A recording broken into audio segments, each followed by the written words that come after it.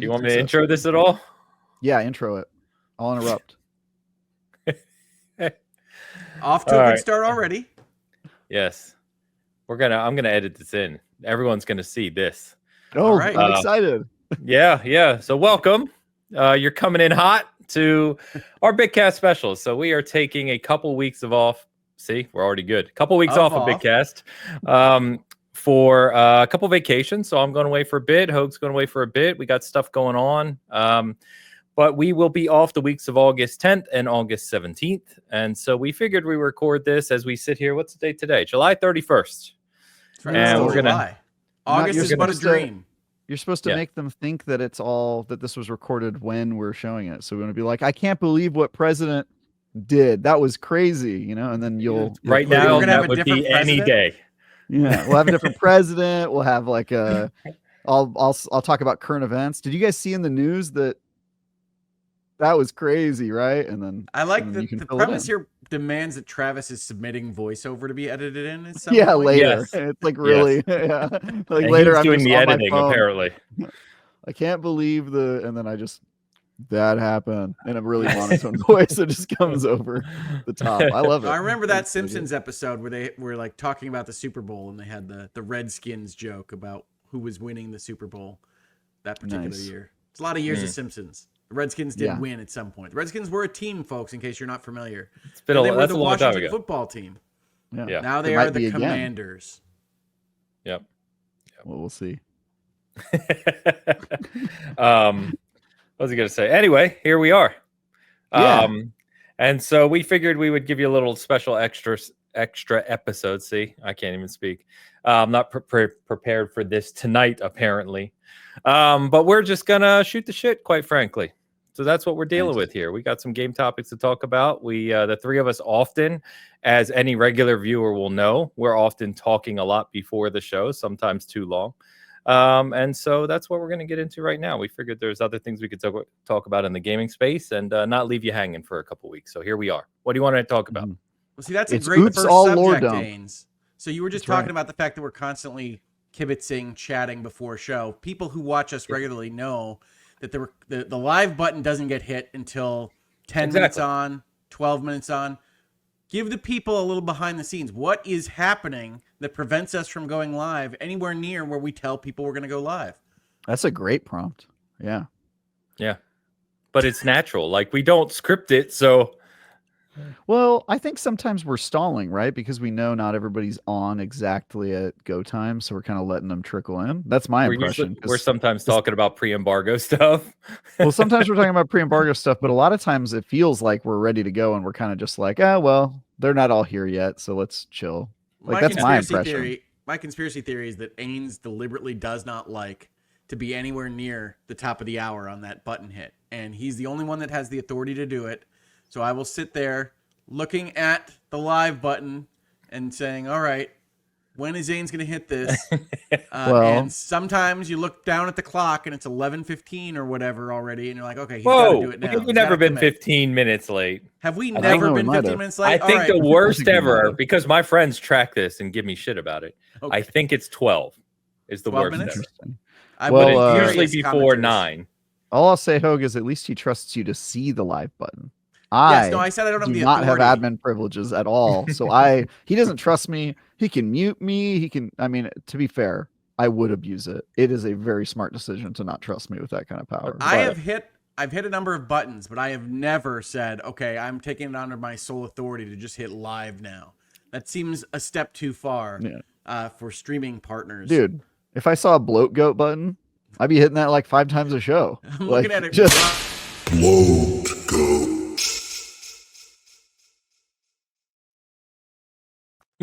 I just love how long that thing is. It just hangs at the end. Anytime somebody was talking too long or I was like bored, I would hit that button just every single time. By the way, I forgot how loud it is, and we got complaints last time for people watching that it just suddenly gets really loud with the slap. So it's not loud for me. It just sounds kind of normal volume. Yeah. The thing about streaming that I don't think people fully realize, because I get this comment a lot because I'm a lawyer and I tend to project directly into the microphone at length, and people say, why are you screaming at me all the time?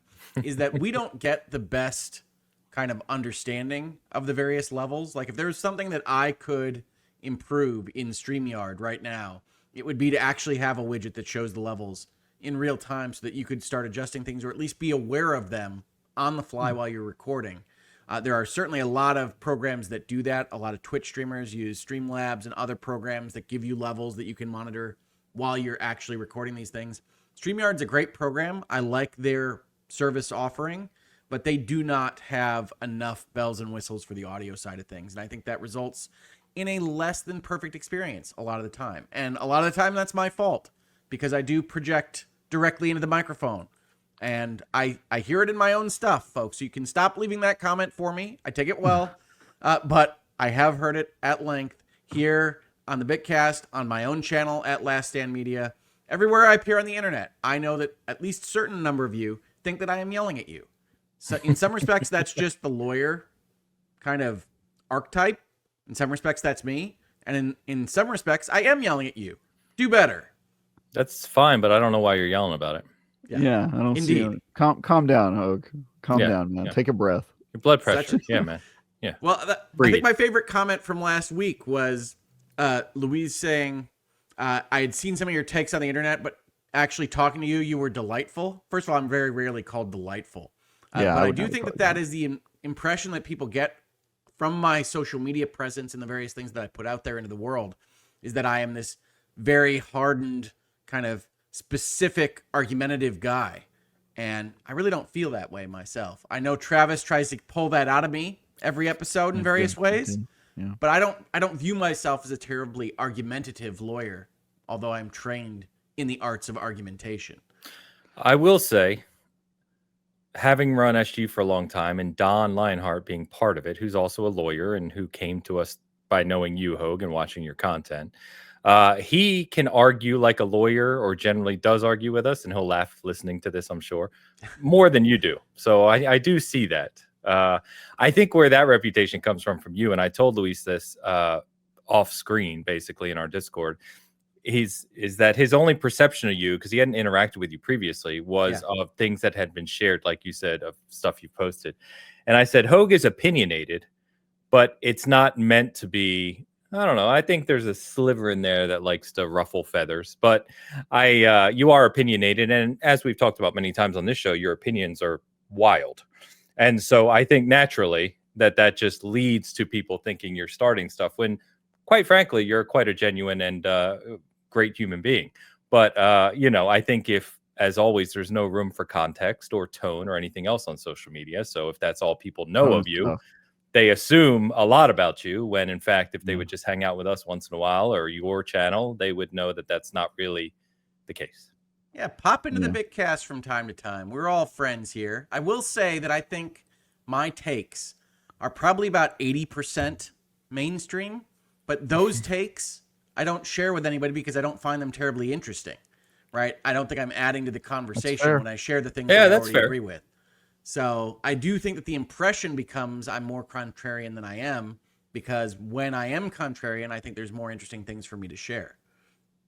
And it creates discussion. Yeah, I think, saying this 98 rated game is a good game is rather boring and droll, right? It's like, to your point, it doesn't really do might not make much, good for good content, but I mean, that kind of is my job description, right? It's like, if a game is a 98, talk about how it is. Or a 4, apparently. Yeah, well, that happens every once in a while. I also have that problem, by the way. I am argumentative, but I don't mean it meanly. But when I like a debate, and so I'll engage with people online occasionally, and I'm not taking it as anything other than just an exchange of differing opinions. But people, it's really hard to get that tone across online. People like, I'll show like a thread to D, and I'll be like, look, I was talking to this person about how this review concept works, and then she'll be like, you seem so mad in your messages, and I'm like, she obviously knows I'm not, because she's been married to me for a while and I've never expressed emotions at any point, but she knows. She's a lot better with like I don't know, tone or word choice or empathy. She's better at all that stuff. So I just think sometimes you can get a blind spot. I think it's a totally useful process to sometimes show your social media posts or intended social media posts to a third party and maybe not even a spouse, but someone even further removed from you, and see what they think about what you're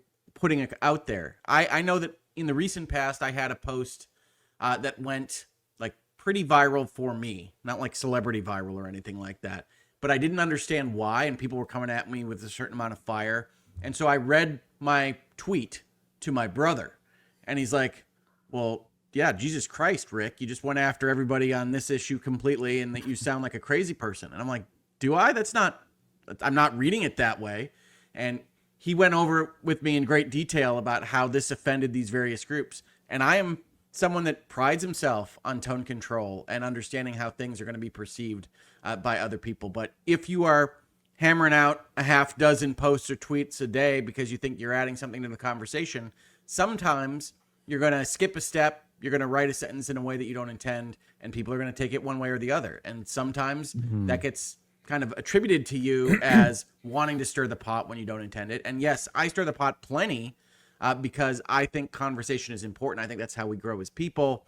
And I like to be out there doing that. But I don't intend for it ever to be an attack on you as a human being, you as a person. And sometimes if you take it that way, I'm going to think you're overly sensitive. But sometimes I'm going to relook at what I wrote and say, okay, yeah, I can see how you could read it that way. That's never my intent. And I think everybody on social media or making content like the ones we do here at the Bitcast could use a third-party perspective from time to time. Yeah, my problem is I'll show it to a third party, usually just D, and she'll give me feedback on like my tone, and then I'll be like, oh, that's interesting. Unfortunately, I don't care what they think about me. Send, you know what I mean? Like that's my opinion. It's like, well, they'll probably think of you like this, and I'll be like, oh, okay, well, I don't care. I'm right.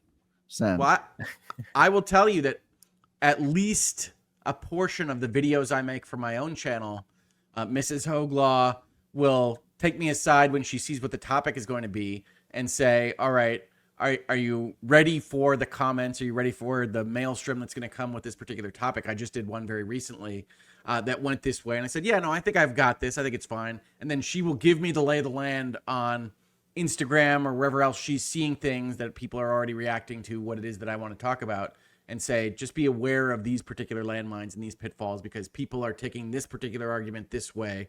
And I know you would never mean it that way, but you want to be careful about hitting that particular button or pulling on that lever. Yeah, I think it doesn't help. Well, one, you cover a lot of topics outside of the gaming realm. A lot of those things overlap, even incidentally, or what's perceived to be politically. Yeah, that's right. Which we know the environment, especially in the United States we're in right now, how charged that is. So that's a problem. And then social media in general, or content that's only one direction where you're not getting real-time interaction, right? So you're putting something out there. It's very easy if you want to counter that to purposely look for areas to pick at, right? And that's what social media a lot of is. It's just like, here's this, I want to counter that. So what can I pick apart? And I don't mean to bring this up again. We can joke about this on Sunday. But I saw it with Travis's review he just posted. He just had 3 reviews, but the Tales of the Shire 4 got the most press because it's a 4 and, et cetera, et cetera. And people were very excited for that game. And so it disappointed them.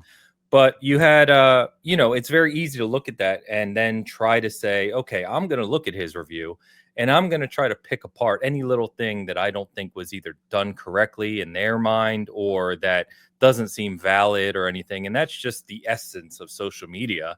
And that's why a lot of the conversation back and forth on social media goes nowhere because people just do that back and forth forever till the end of time. And I agree with you, Travis. It's like, I like to have conversation when there's a willing participant on the other side, even if we disagree, and you can do that amicably. Sadly, social media doesn't necessarily fit that mold a lot of the time. And then jokes aside again, Hogue, I think X is also a inflammatory platform as it is. Oh, it's now. a hellscape. Yeah. So you get a lot of that on top that compounds all the other factors, and it's just ripe for those types of you know what I have not found, even discussions. This is my first time like the maybe past month and a half are my first time really having like engagements in Blue Sky. A lot of times I just post and then I close the app, and I don't know if anybody looks at my post about me promoting a review or whatever. This is the first time I actually engaged with people. We're in a very funny paradigm right now where when I go to X, I'll post something and like all my responses will be people just like calling me racial slurs or like a snowflake or like a snowflake beta cuck, and I'm like, Yeah. okay, cool, like that's that side. And then I'll go over to Blue Sky and it's like, you know, I'll post something and then it's all just like it's sort of like how men fight versus women fight. Like the man will just be like, you suck, or punch you in the face or whatever. That's Twitter. And then on Blue Sky, it's like a lot of like mind games and like people saying that you didn't phrase something right, and like a really like complex kind of, but it's still toxic. It's just a very different like type of brand of it. Yeah. psychological toxicity rather than like the other one. And so I was going back and forth between these platforms and being like, wow, these are two terrible paradigms to exist in. Very different, but they're both like kind of hostile in their own way. It was it was weird because it brought some of that out, which was weird to see. And you know, I try to see all perspectives, and there's some people I talk to almost daily on there where them and I went back and forth, not in a negative way. It was like we're talking about. It was an agreeable conversation from different viewpoints, but it was weird. Some of the stuff, you're right. It was just like exactly what I'm pointing to is very odd. But anyway, yeah, like here's a good example that I just thought of is like if you reply to someone, they will think that you're attacking if you disagree, or that you're like crashing out and you're super emotional if you just like stated a different point of view. And so it's like this sort of thing where like things escalate really quickly on Blue Sky is what I found out, because if you disagree with somebody, they're like, oh, you're attacking this person and now we need to like attack you back. And it's like, whoa. That's not, you know, what my intention was. And so it can kind of get out of hand really quickly, but I don't know. I think it's funny. I think it's funny. Yeah, you have to take it in stride. I really do. You have to take it in stride. I wish people could see me when I'm typing these things, because the things people like, it doesn't affect me at all. It really just makes me laugh, I swear. But I know that doesn't come out. It's hard to make that come out on social media, but I do find it all very amusing. I think the only ones that have ever affected me is I did get some kind of mob rundowns in relationship to some drama in the LawTube sphere. Oh yeah. And there's always people. There's always people looking for drama in any kind of personality or content creator that's doing anything in any subject in any industry. And I didn't understand this really before I started doing some content with the LawTubers. And this was primarily out of a friendship that I had formed when one of the legal commentators wanted to do an interview with me very early on in her channel's existence. And I invited her to come over onto Virtual Legality and have that interview so that people could be introduced to her. And that became a friendship. And then when she started doing the Johnny Depp versus Amber Heard trial, I essentially pledged my support to be there as much as I could to help with that process. And she became very, very popular doing her coverage. Her coverage was fantastic, not because of me, certainly, but I was present for it. And so I got into this circle of friends that are great, and a number of them played Dungeons and Dragons with me on Lawyers and Dragons. But it also fostered this community of people that essentially wanted to see the world burn, wanted to see these friendly folks fight, or wanted to imagine worlds in which they were fighting behind the scenes. And this kind of spirals into Reddit posts and various things that say, oh, well, Hogue must have done this on this video, and he's secretly scheming to do this and this and this. And it's like, man, I don't even have the planning capability, let alone the energy to pull this off, or the desire. But these conspiracies would wind up in these various places online, some of which are more unsavory than others. And I have such a sympathy for when I see that story now kind of unfold for other people that may be true, may not be true. It just doesn't matter. The truth is not a factor in the storytelling that some people put out there. It's fanfic. Because they're so entertained by this notion of the gladiators fighting and these various parasocial relationships that might actually be secretly hating each other behind the scenes. And it's just a crazy thing to me. Do you ever feel like, here's something I've encountered a few times. It happened on Twitter like a month ago, and then it happened on Blue Sky like this week, where if I, as an IGN reviewer, respond to somebody, people think that because you are in a position where like you have more clout or what is perceived as clout. I have no clout. I don't think people are aware of that online, but I have zero clout. But I think people think, they perceive, because I write for IGN, that I must have a lot of clout. And so if you respond to somebody, you're like in an adversarial or kind of like hostile motion. Do you ever get that? Like if you respond to like a person with a few followers who doesn't have a lot of clout just because you just decide you want to, do you ever get like pushback on that? Because I encounter that quite a bit, and to me it's bizarre, because if you look at my social accounts, I have like no engagement. Like nobody cares what I'm tweeting. I could tweet something insanely offensive right now and I probably wouldn't even nobody would notice. Please you know don't what I mean? practice with this, Travis. Dude, I'll do it right now. Watch. Nope. I'm just gonna quote Mein Kampf in my next post, and nobody will call me out on it at all. I grant you your point. You do not need to demonstrate. Very well. Grant it. Do you encounter that though? The answer is yes, Travis. I don't have nearly the clout of an IGN, and I know you're getting clout like splash effect from your association with IGN. IGN's an interesting entity as it is, because it's big in our sphere. It's big in this circle. That does not make it big in like the world or world events. But people still think of it in that way if they are otherwise connected with this circle. But what I got a lot of as an older gentleman, as a seasoned gamer, is kind of on-the-fly etiquette lessons in what to tweet and what to retweet and who you should quote and when you cannot take a screenshot. And I got all these kinds of things that people got mad at me for doing things that I just was doing as the easiest method of getting a quote out there on a tweet, as a for instance. Like I know, like quote tweeting somebody who's toxic, and they're like, don't tweet them. You're platforming them, and you're as bad as they are for this, and all these various other things. I've gotten that bit. I've gotten in trouble for screenshots. I got in trouble very early on when I joined Twitter for espousing what I think are very kind of anodyne or uncontroversial philosophical statements of how to live as a human being, give or take, which were not taken well at the time, which earned me certain... What were they? Do you remember? Oh, yes. It was a discussion of like the punch and Nazi rhetoric and who gets to determine people, and who gets to determine who's a Nazi, and the definitional issues with that as a sliding scale and that kind of thing. And so that got me tarred with the Nazi brush. Nice. And that was one of my first forays into Twitter. That means we can punch you. Yes, indeed. That's the. I was gonna say on Discord, kind of... my subtitle is "Forever Punching Nazis." So yeah, I did notice that of you. Ames. Yeah, just duck. Okay, can we agree that if they're in Nazi regalia, it's okay? Is that a good line, Hogue? I mean, I think to the extent that they are identifying with the Third Reich in some form or fashion, that they are in fact Nazis. What I have an issue with... Can you punch those? Can you punch those? I have an issue with... Well, I'm not a big fan of vigilante justice in any respect, but I'm a lawyer. I'll do it for us. I got this. There you go. But you agree that's more acceptable for like... I don't have a strong position against punching actual honest-to-God Nazis. What I have a strong issue with is the definitional creep that happens when everybody you disagree with is a Nazi. Yeah, I know. I get that. Yeah. And that, by the way, that's how I view it. Yeah. Well, I think as people that know my channel know, my kind of watchword, the foundational phrase of my content is reasonable minds can differ, meaning primarily that somebody that has a difference of opinion with you is not de facto unreasonable, is not an other, is not subhuman, just because they're disagreeing. Doesn't mean I ask about the qualifier reasonable, though?